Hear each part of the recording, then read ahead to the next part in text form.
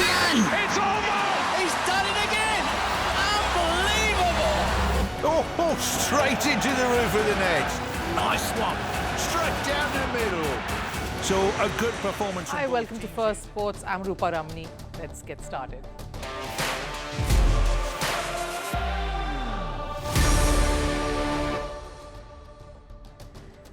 Right, on the show today, who are the superstars behind this maiden World Cup win and what's their real backstory? How hard did these stars have to struggle in a country that has only been trolling them? We're speaking of the Indian women's cricket team, so stay on to know more. Now, there's a delay in the victorious parade of the World Cup winning side. The BCCI said their officials are tied up in ICC meetings, hence the delay. But what's the real reason? What could it be? And is the board learning the lessons that this year has taught us? Lionel Messi may be busy doing some damage control ahead of his G.O.A.T tour to India, but there's another Messi who's probably attempting to make up for the speed bump on this side. He's young, he's got the spark, and he's gearing up to set the World Cup in chess ablaze. But first, the headlines on Sports 360. We'll start with cricket. Afghanistan's head coach Jonathan Trott will step down from his position as coach after the T20 World Cup next year. The former English player was appointed in July 2022 to head the affairs and has taken this Asian side into semi-finals of the T20 World Cup in 2024. India's R. Ashwin will miss the upcoming Big Bash League season due to a knee injury. The former Indian spinner was set to play in Australia's domestic league. He was signed up by the Sydney Thunders and was branded as their biggest signing. Ashwin, who retired from international cricket and the IPL early this year, was supposed to be the first capped Indian player to play in the BBL. Thunders want Ashwin to be part of the side in a non-playing capacity. Over in football, Bundesliga giants Bayern Munich announced a record annual turnover of $1.13 billion. It was a 3% hike from the previous financial year. The club generated a profit of $32 million this time. It was $17 million less than the 2023-2024 season. In tennis and the season-ending WTA finals, world number 6 Elena Rybakina stunned Iga Świątek to enter the semi-finals for the first time. Rybakina beat Świątek 3-6, 6-1, 6-love. Meanwhile, Amanda Anisimova beat Madison Keys 4-6, 6-3, 6-2 in a group stage match. She will now face Świątek for a place in the last four. And summing it up with basketball, NBA Titans Steph Curry and LeBron James are set up for a partnership. Curry will make an appearance at James's podcast, Mind the Game. The episode will release later today. The two have had mixed fortunes in the 2025 season. James's LA Lakers are third in the West Conference table, whereas Curry's Golden State Warriors are eighth.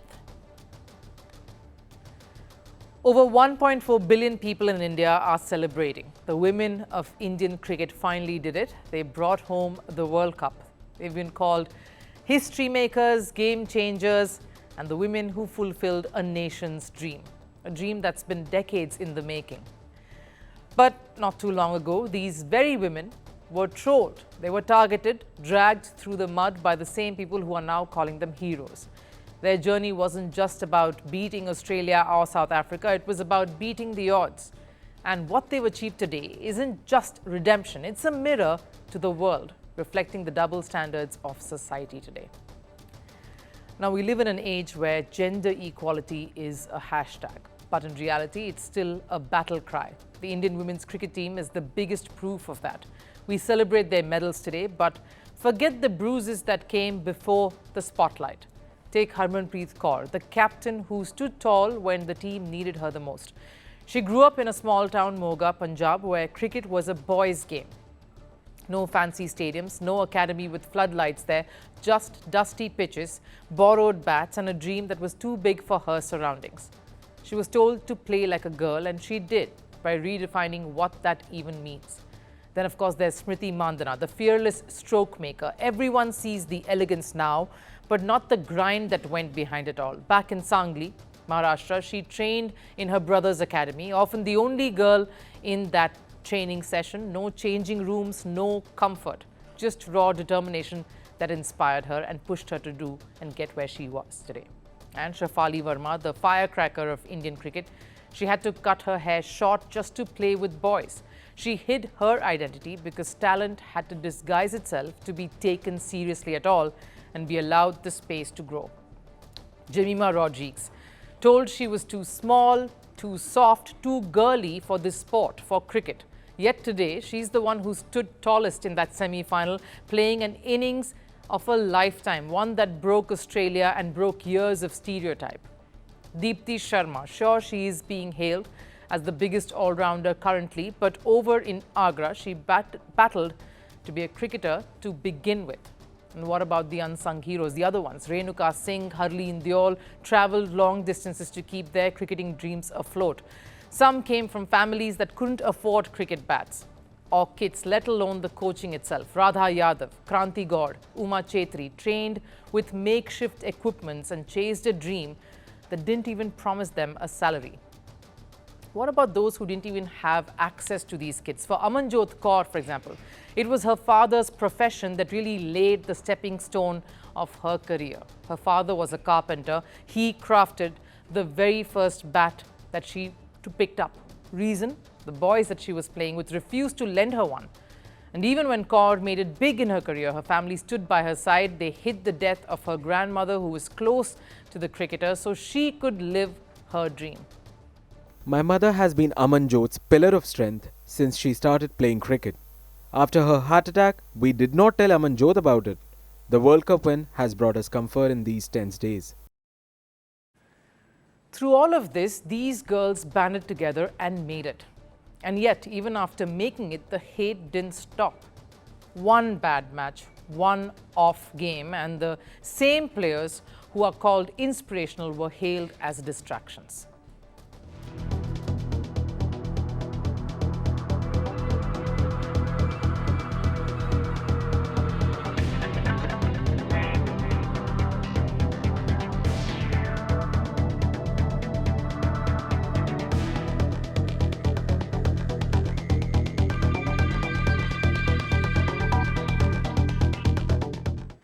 Focus on cricket, not on reels. Stop dancing, start winning, go back to the kitchen. The trolls came from everywhere, faceless profiles, angry comment sections, and sometimes even mainstream voices that frankly should have known better. But guess what? They answered every insult, all of those trolls, with their performance on the field. Every taunt with a boundary, every sexist remark with match-winning spells.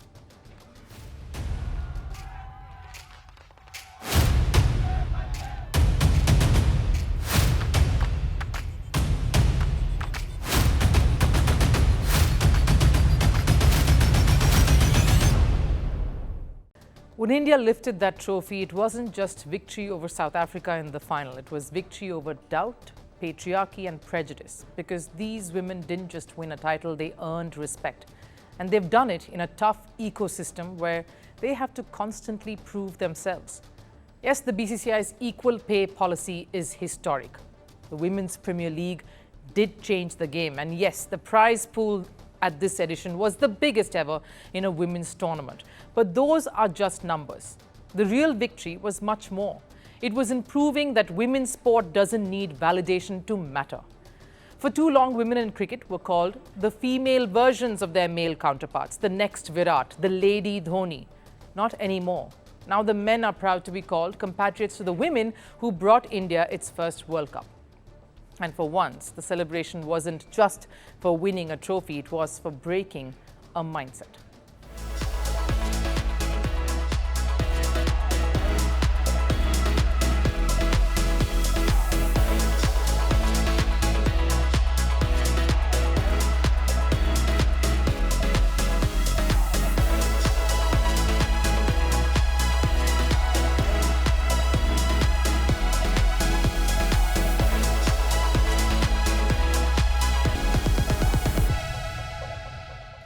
Those pictures really tell the story, doesn't it?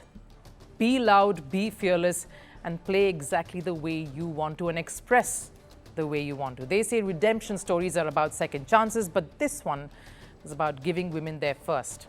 These women, from Moga to Mumbai, from Sangli to Siliguri, have shown that talent has no gender, passion has no label and dreams have no expiry date. They were told they didn't belong in stadiums, so they built their own. They were told to stay quiet. They made the world listen to their roars. And now they've given India its loudest cheer yet, because this isn't just the rise of Indian women's cricket, it's the rewriting of what Indian cricket truly stands for. A World Cup victory needs to be celebrated, more so this one. These are heroes who need that time under the spotlight. But what we are hearing is that the Indian board doesn't plan on any parade or any celebration as such, at least not just yet, and not till the BCCI officials return from their ICC meetings that's scheduled this week. Now, why the delay in celebrating what clearly is an iconic win for Indian cricket? The women lifting the World Cup in the early hours on Monday morning is the most significant victory for Indian cricket this year. A generation-defining moment forged through tears, multiple heartbreaks, and of course, enormous struggles, one that involved overcoming a series of obstacles. That sort of a victory deserves all the attention it can get. Now, while the BCCI, on one hand, praised the women for ushering in a new dawn in women's cricket, the secretary was equally quick to say they will not be organizing any victory parades, at least for the moment. Nothing like a victory parade is planned as of now. I am leaving for Dubai to attend the ICC meeting. Several officials are heading there as well. So once we return, we will plan accordingly. Are the ICC meetings more important than giving recognition and honoring these athletes? On the face of it, while this statement can put some of you off, here's what could have been said, and is probably the reason why BCCI is more circumspect now.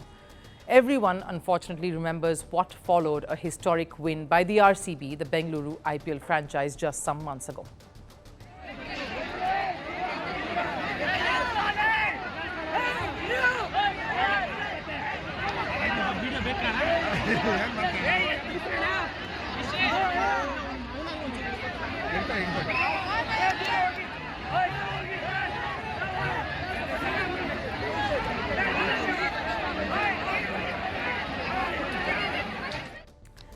A stampede that serves as a constant reminder to us of how a victory parade turned horrific only because people were anxious to get it out of the way.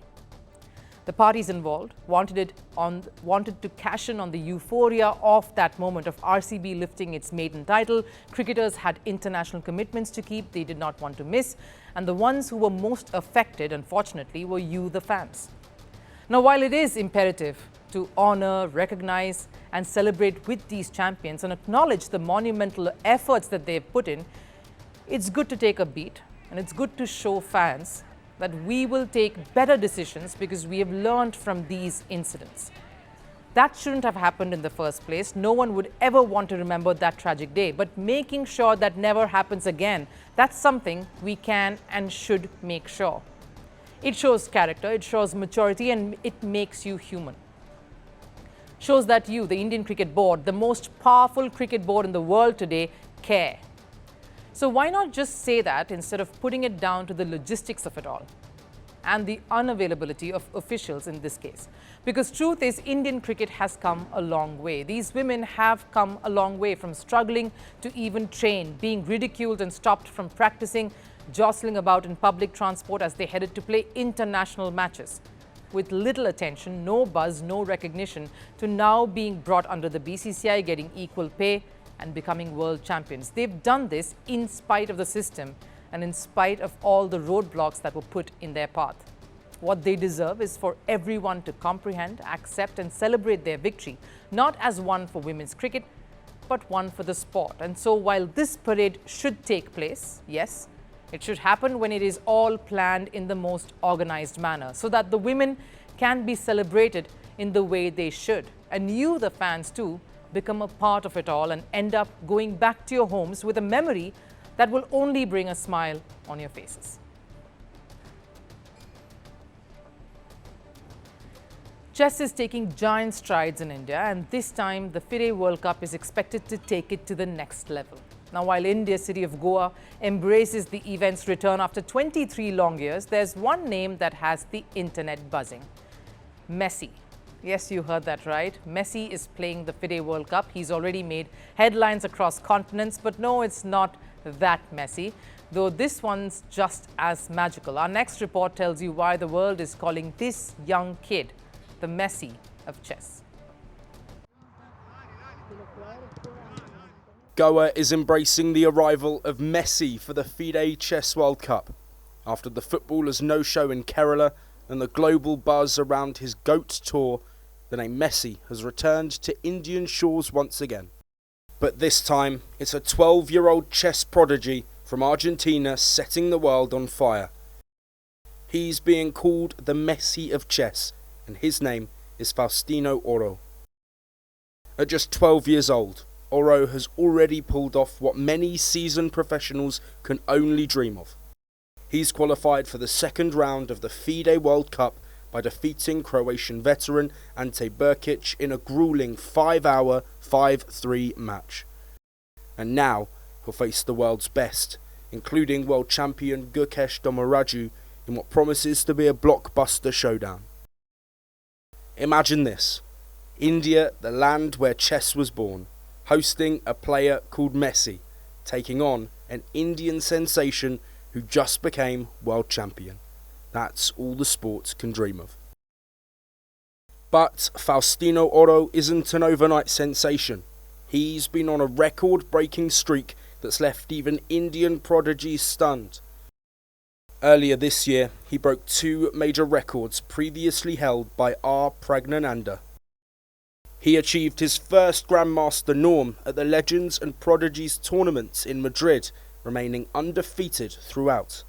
And soon after, he became the youngest player in history to cross the 2,500 ELO mark. That's not talent, that's a storm in motion. But ask him about pressure, and he sounds like a 40-year-old Grandmaster in the body of a 12-year-old. I am not focusing on the record of being the youngest Grandmaster in history. I will try to do that, obviously. But I am more focused on playing my style of chess and trying to improve a bit more every day. And well, if I improve a bit more each day, the Grandmaster title will appear.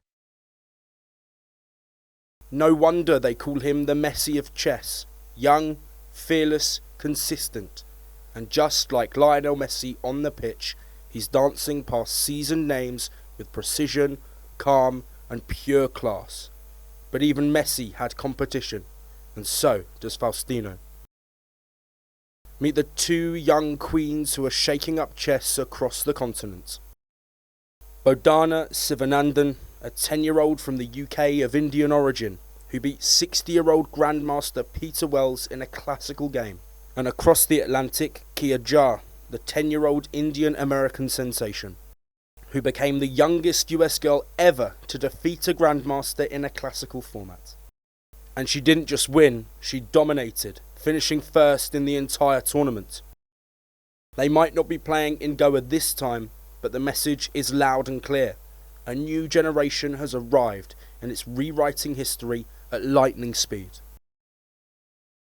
It was Portugal and Argentina back in the day.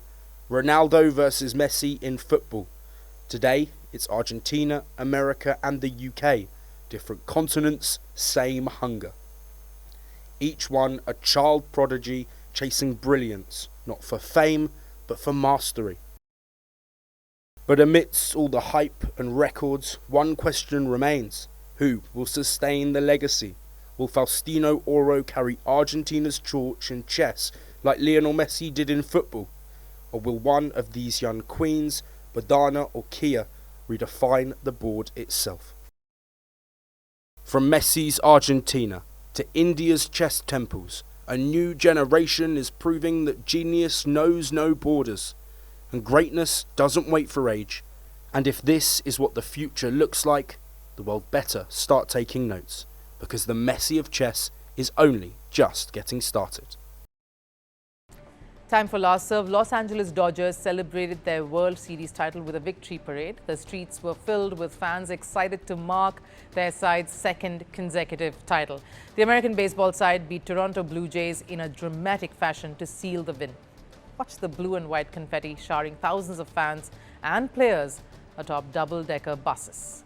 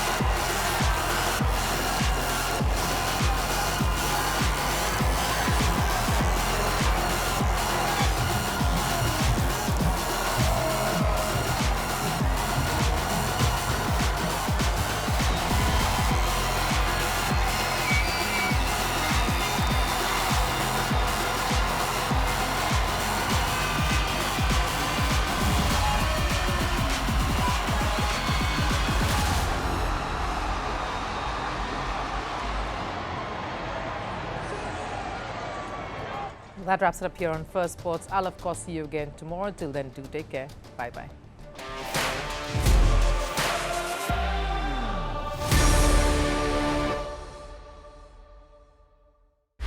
Want the facts? The latest developments? News that gets straight to the point.